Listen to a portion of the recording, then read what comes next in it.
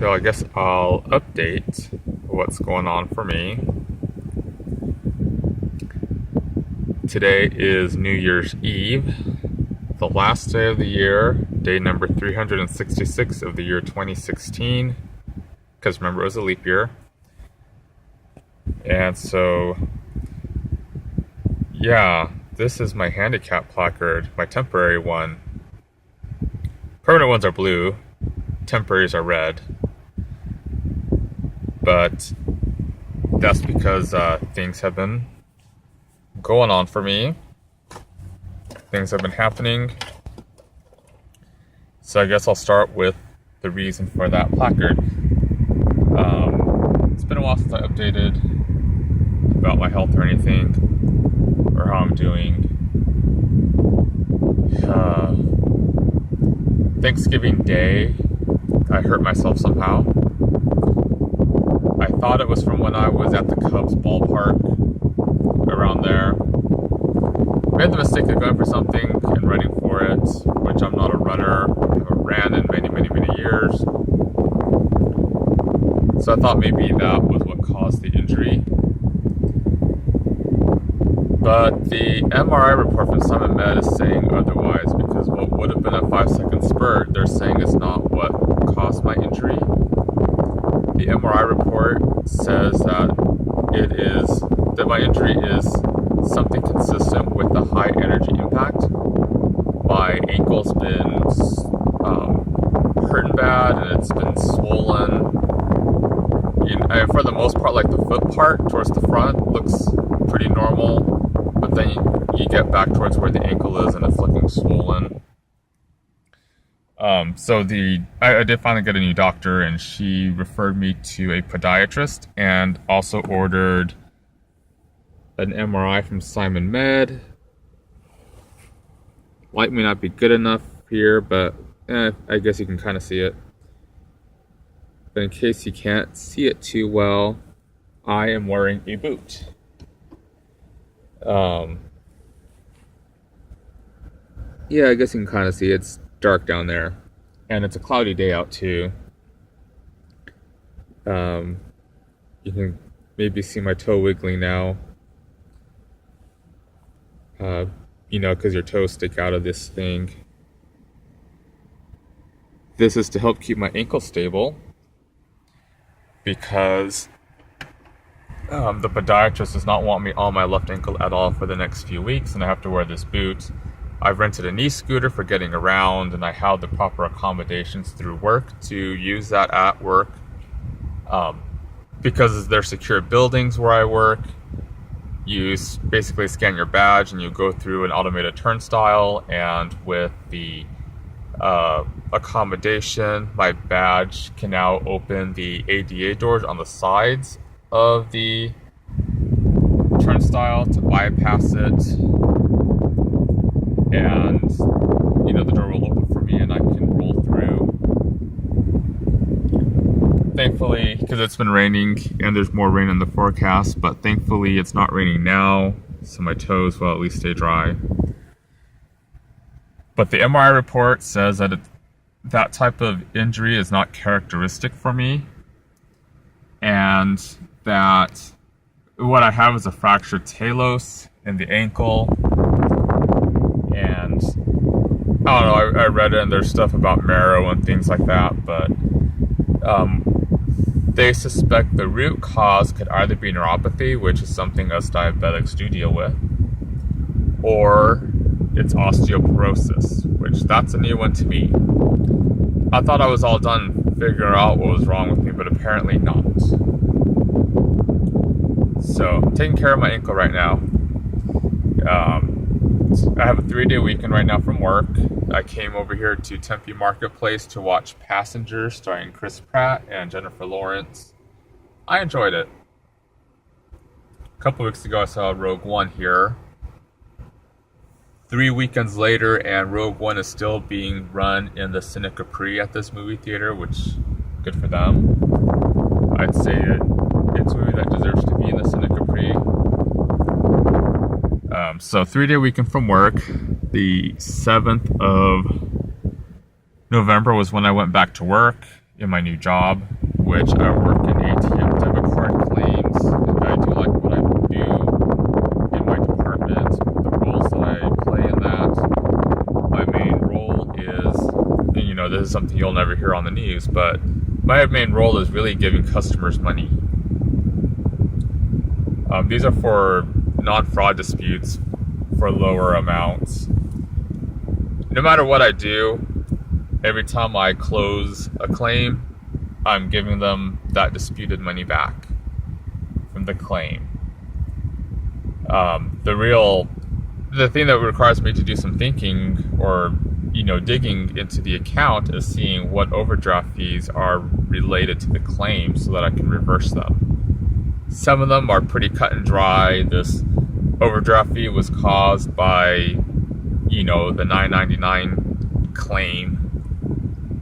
Those are pretty easy to spot, but there are some overdraft fees you got to look for where maybe they used a vending machine and it charged them 4 times when it should have charged them only once. So those 3 extra $1.50 charges caused 3 overdraft fees, and then there's a domino effect where those claims or the disputed transactions and their overdraft fees then just cause more overdraft fees because the customer still had to do their thing. They still had to make their utility payment or whatever, and despite them getting paid and making deposits or transfers or whatever, they're overdrafting again and again and again. These are fees that I'll be able to see when I look at the account and I do the additions and subtractions and figure these extra overdraft fees beyond the 3 that are part of the claim, those disputes, I'll be able to see and deduce that these other overdraft fees are also because of what happened with their disputed transactions and the overdraft fees with those, and so I can reverse those fees for the customer.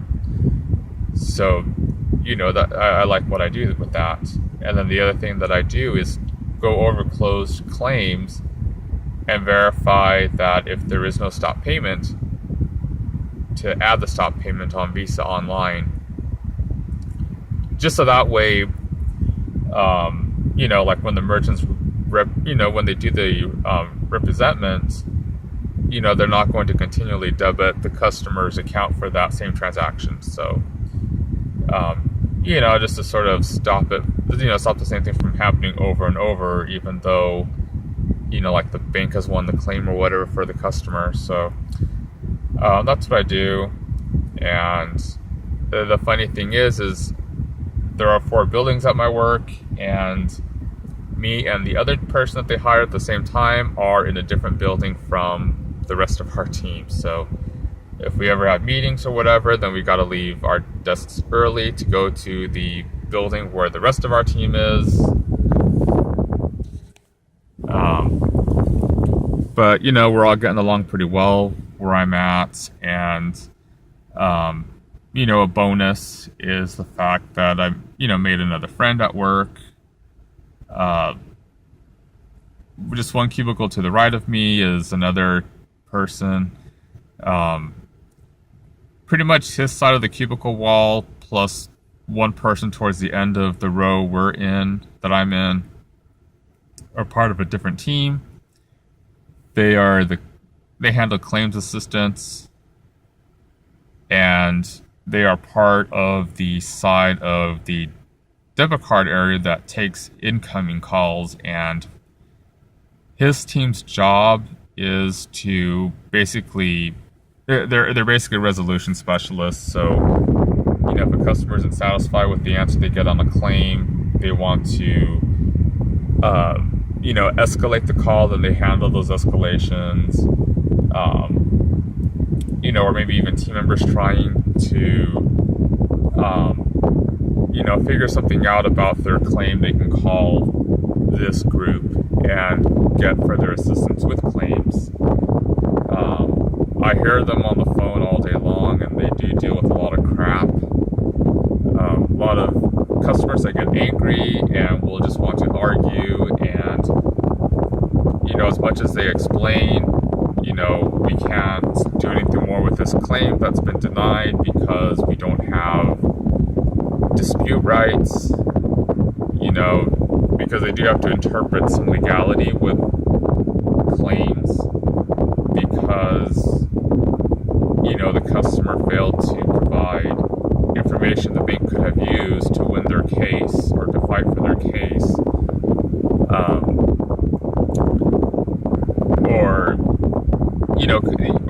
Sometimes you do get customers that file a claim, but their story doesn't add up because what's happening is they're saying one thing, but the actions on their account, the activity is showing something completely different. Like somebody couldn't have stolen a debit card, swipe it, or insert the chip to make transactions, and then the customer still has the card to go and go to the store and shop or pay a bill, using that same debit card, swiping it, inserting the chip, things like that don't add up, and customers will still try to dispute what they don't have a right to dispute because fraud didn't actually happen, because they really gave the card to somebody they authorized to use it for a one-time thing. There's a lot of things that they have to deal with that I just listen to all day long. It can entertain me, but the person who sits next to me, or one cubicle to the right of me, it's kind of funny. Within just a few weeks, we had become friends. We have each other's numbers, so we do talk outside of work, and I think it's just a matter of there are certain things about our personalities that seem to resonate. It just created those conditions that made it easy to become friends. So not a bad thing. He knows about me and Travis's murder, about the trial, and things that I had to go through with that. He's been through a couple things himself. When he was a teenager, he fell in with the wrong crowd, and a drug deal went bad, and his friend got, what he told me was that his friend was killed in this deal gone wrong. And he had lost another friend of his to depression, and he had also been in a dangerous situation himself, being shot at.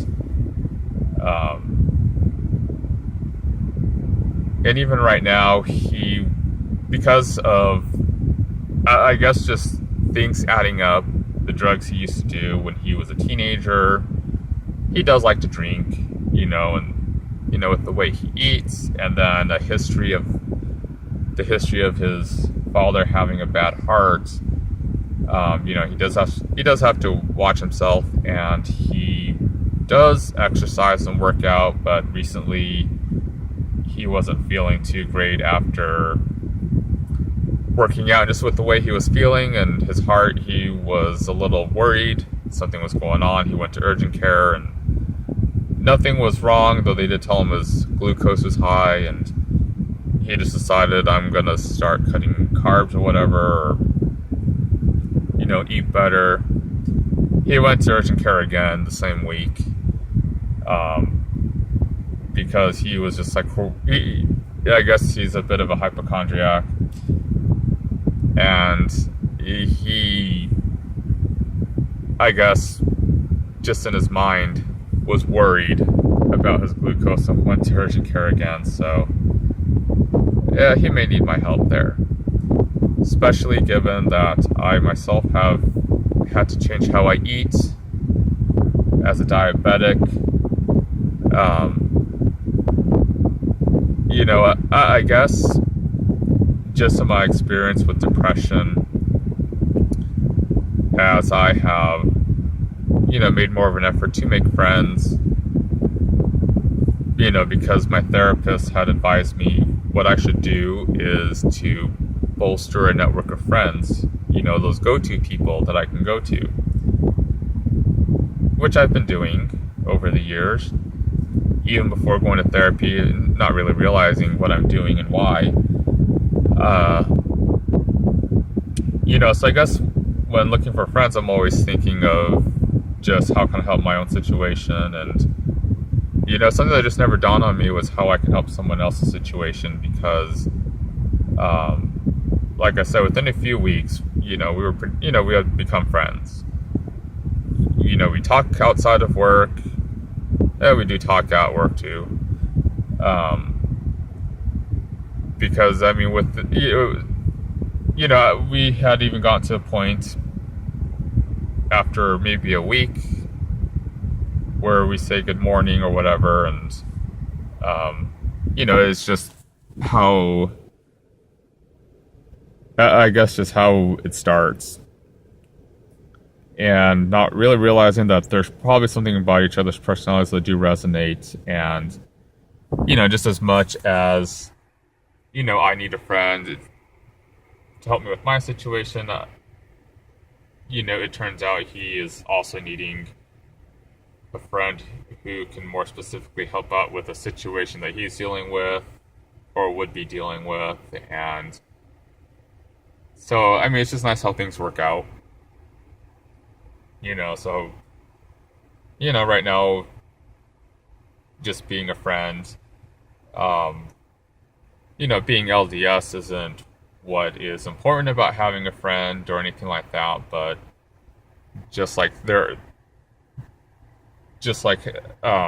things simply resonate between us as friends, and it looks like I benefit from having a friend, he benefits from having me as a friend, and maybe I'll get to meet his wife too and be her friend as well. He tells me that she is a very inactive LDS girl. He himself is Catholic and has had lots of exposure to LDS people, so he knows, how, at least the people that he knew were always good people, so he knows he's usually among good people if he's among us, which I'm sure that helps make him more comfortable around me. But, who knows, maybe with his wife, she may need, just the extra friends. So, things have been good at work. I'm so glad, though, that 2016 is coming to an end. We've not only had a bunch of celebrity deaths, especially even this last week with Carrie Fisher and Debbie Reynolds, but back in April was when my dad died too, and then all my medical issues, with my most recent one being my ankle. So good riddance, 2016.